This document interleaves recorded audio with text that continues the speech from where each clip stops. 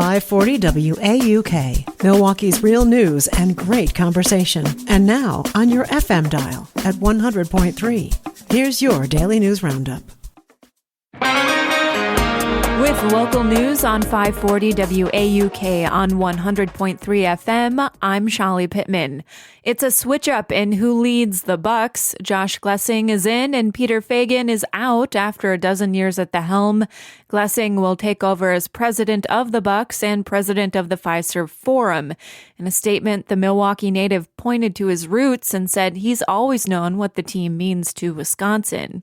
A bill in the state legislature would loosen eligibility for transitional jobs programs. The bill is getting a public hearing today and would eliminate a waiting period to qualify for transitional jobs and the Transform Milwaukee Jobs program. Both help low-income adults apply for unemployment and offer temporary subsidized work. The bill would eliminate a 4-week waiting period and remove the requirement to apply for unemployment first.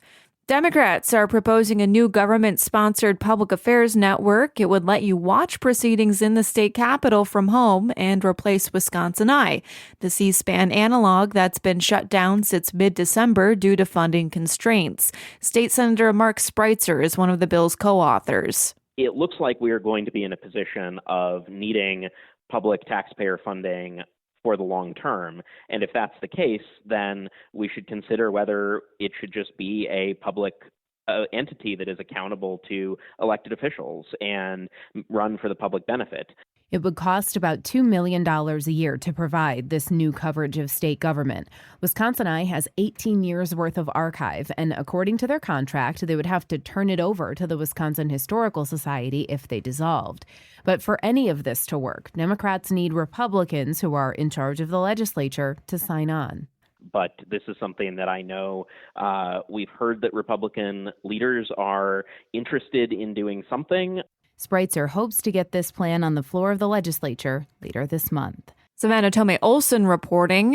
Medicaid spending in Wisconsin is headed to a projected deficit. The head of the State Department of Health Services says the agency expects to be roughly $213 million over budget by 2027. WisPolitics reports the shortfalls driven by several factors, like rising prescription drug costs and increasing use of support services for older adults and children with disabilities. Wisconsin will get $200 million through a new federal program aimed at rural communities. In its first year, the Rural Health Transformation Program awarded Wisconsin a fifth of the state's billion-dollar request, reports the Wisconsin Examiner. The program was created by President Trump's Big Beautiful Bill last summer. It aims to help rural areas weather the budget impacts of sweeping Medicaid cuts.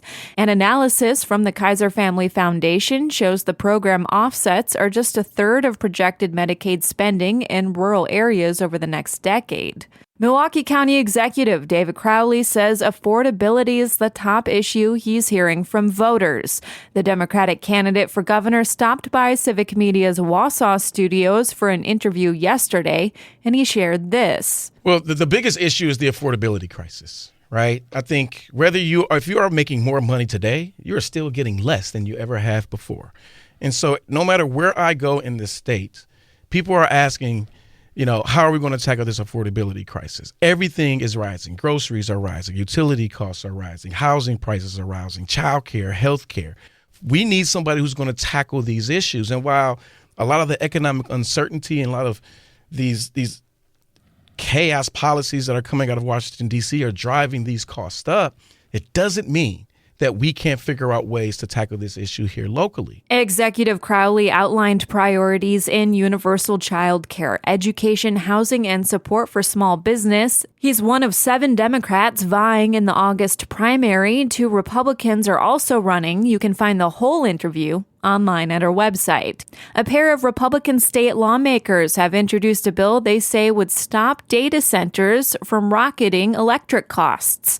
State Senator Romaine Quinn, Republican of Birchwood, is a co-author of the bill. What we want to do is not allow the Public Service Commission to allow utilities to pass the costs off onto other customers. So residential ratepayers should not be subsidizing the infrastructure upgrade requirements for the development of data centers. The bill would require renewable energy sources to be located at a data center site, and it has rules for another environmental concern, water use. So we're just going to build in a standard practice. Most data center developments already do this, but requiring that closed loop system. So they're recycling the same amount of water as they're cooling their systems down. So let's just take that concern about water usage right off the table for communities in particular parts of the state. The bill was introduced yesterday by Quinn and State Rep Shannon Zimmerman of River Falls. Quinn says he hopes to get speedy hearings as the regular legislative session ticks down to its final weeks. Democrats introduced their own bill to regulate data centers last month, but it hasn't received a hearing. And that's the local update on 540 WAUK on 100.3 FM. News anytime at WAUKradio.com. I'm Shali Pittman.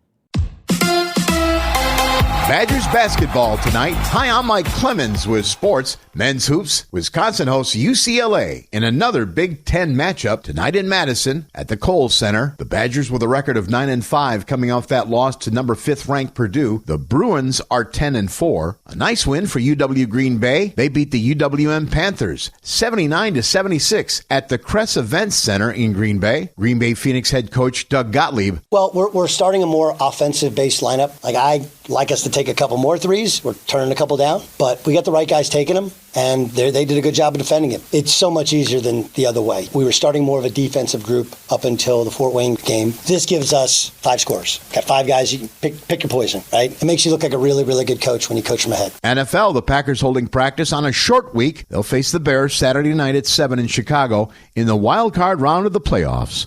With sports, I'm Mike Clemens. It is going to be cloudy and foggy with some scattered rain likely here through this morning, and it could get a little slick in spots where temperatures do drop closer to that freezing mark here. It's going to stay cloudy through the day with highs in the upper 30s to near 40. Tonight, mostly cloudy in the 20s. Tomorrow, sunny and warmer, high in the low to mid 40s. I'm meteorologist Sean Cable. Right now, it's 36. That's your Milwaukee News Roundup from WAUK. Find more news anytime at WAUKradio.com/news. Subscribe to this podcast on Spotify, Apple, or wherever you find your podcasts.